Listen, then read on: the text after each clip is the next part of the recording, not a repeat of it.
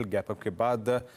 But अनुज, कभी कभी जो कोई टाइम फ्रेम होता है ना साल का, वो क्लियरली रिफ्लेक्ट करता है कि इन सर्टेन स्टॉक्स को आपको चेज करना है। एक दौर था chemical, pharma, then I think चाहे वो किसी प्रकार के स्टॉक हो। क्या पावर का समय है ये चेज करना? हमने टाटा पावर डिस्कस किया, एनटीपीसी डिस्कस किया, आरईसी, पीएफसी, आईएक्स। क्या ये पावर का वक्त है चेज करने का? बिल्कुल वीरू, आई थिंक जिस तरीके की गर्मी बढ़ रही है, कल जो लक्ष्मण जी ने भी न्यूज़ ब्रेक की थी कि पावर कंपनियों गैस को बोला गया कि और आप और गैस खरीदिए और ज़्यादा पावर प्रोड्यूस करिए। और जिस तरीके का भीषण गर्मी पड़ने वाली है, ये लग रहा है क्लियर हो गया है ये इस समय। और तो इसके लिए मुझे लग रहा है कि मोमेंटम रहेगा यहाँ पर। आप एक यहाँ पे ना मुझे लग रहा है एक स्ट्रैटेजिक बास्केट बना सकते हैं अगले 2 महीने के लिए पावर कंपनियों की। क्योंकि क्या हो ना, मैं कल पढ़ रहा था, काफ़ी इंटरेस्टिंग लोगों के आइडियाज़ क्या होते हैं। कोई लोग सोचता है कि चलिए ठीक है, आप एसी कंपनी ले लीजिए, फ्रिज कंपनी ले लीजिए, कुछ बोलते हैं आइसक्रीम कंपनी ले लीजिए। अरे जो कंपनी एक्चुअली में सबसे ज़्यादा बेनिफिट होंगी ना, वो पावर कंपनीज होंगी। आप एसी किसी भी कंपनी का लीजिए, आप फ्रिज किसी भी कंपनी का लीजिए, कंजम्पशन तो पावर की होगी ना मेन। तो मेरे ख्याल से पावर एक शानदार स्पेस रहने वाली है यहाँ से, और वो डोमेस्टिक इकोनॉमी वाली हमारी थीम से भी मैच करेगी। बिल्कुल 100% पावर पे फोकस करिए। स्टॉक्स करेक्ट भी हो चुके हैं और वापस रिकवरी भी दिखा रहे हैं। जी हाँ, पावर पे फोकस कीजिएगा और सीधे सीधे पावर कंपनियों पर। निफ्टी फर्दर रिट्रेस हुआ है अब ऑलमोस्ट। अनुज, हम कल के क्लोजिंग लेवल को पैरेलली अलाइन करते हुए क्या मौका दे रहा है ये?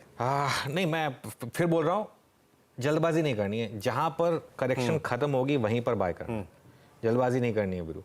और देखिए क्या होता है ना, वैसे टेक्निकली तो आज गैप अप पे किसी ने शॉर्ट किया होगा तो पैसा ही बना होगा, लेकिन क्या होता है ना, उससे साइकी खराब होती है। इसके लिए हमने आज शॉर्ट की बात नहीं की थी, लेकिन क्लियरली प्रॉफिट बुकिंग तो हुई, लेकिन प्रॉफिट बुकिंग से ज़्यादा है अभी ये। जहाँ पर ये खत्म हो, अच्छा कई बार ऐसा होता है कि इवन टेरिटरी में आके, कल की क्लोज टेरिटरी में आके फिर मार्केट घूमता है, ये भी पॉसिबल है। लेकिन विदाउट अ डाउट जितना मैं एक्सपेक्ट कर रहा था कि मार्केट गिरेगा गैप अप के बाद, उससे ज़्यादा गिर गया। ये शायद इसलिए हो गया क्योंकि गैप अप ज़्यादा हो गया, जितना हमारा एक्सपेक्टेशन था उससे ज़्यादा गैप अप हो गया। तो ये भी एक कारण हो सकता है बिल्कुल। ओके, अच्छा चलिए, क्षमा चाहूँगा। दरअसल मैं अनुज के पास एडिटर स्टेक में आज पावर पे चला गया, लेकिन एक ट्रेड बाकी था नरेंद्र सोलंकी जी का। नरेंद्र जी नमस्कार, आपका मिड कैप फंडा। जी नमस्कार, गुड मॉर्निंग। आज का मिड कैप फंडा जो हम कंपनी लेके आए हैं वो कंपनी है एपीएल अपोलो ट्यूब्स।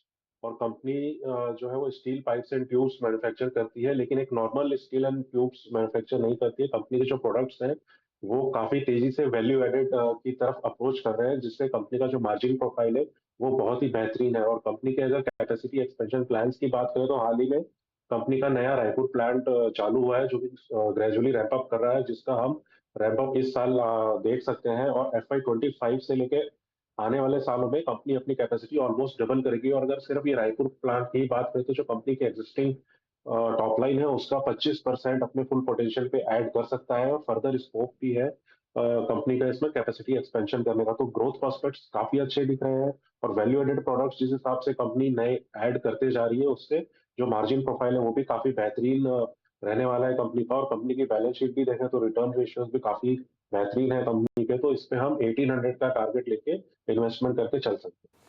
ओके, तो ये हो गई इस समय नरेंद्र जी की पिक एपीएल अपोलो ट्यूब्स।